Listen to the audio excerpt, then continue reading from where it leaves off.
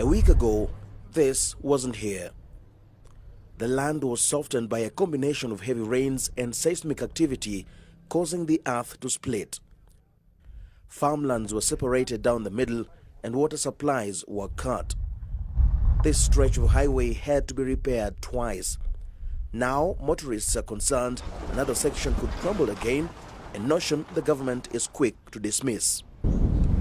But the danger is creeping inland. 77-year-old Eliud Njuguna woke up one morning to find a visible fault line cutting through his farmhouse. He was so afraid he'd lose his home of 20 years that he demolished it in the hope that he could rebuild it on safer ground in the future. I had to demolish my house. The crack reached the house. There is a risk that the house will be swallowed and all my property destroyed.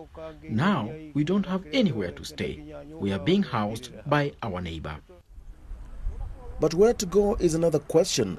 The crack just keeps expanding inland and the state is still mapping out potential risk areas. No one knows where the earth will open up next.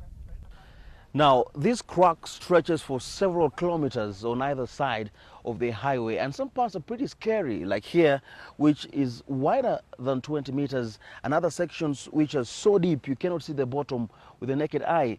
And yet, beyond this visual spectacle, scientists are warning that something much more profound could be happening underneath. According to geologists, these are early signs that the African continent is pulling apart from the Rift Valley. There's a lot of zones of weaknesses that have developed here. They are in terms of fissures, in terms of cracks, in terms of fault lines. We cannot say that the whole area is not going to be affected and we should move. But what is important right now is to do a thorough study and find out where are these weaknesses. Scientists say eventually these cracks will split Africa in two over the next few million years.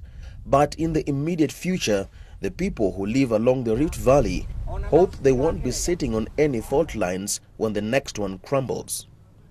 Ferdinand Omondi, BBC News in Kenya's Rift Valley.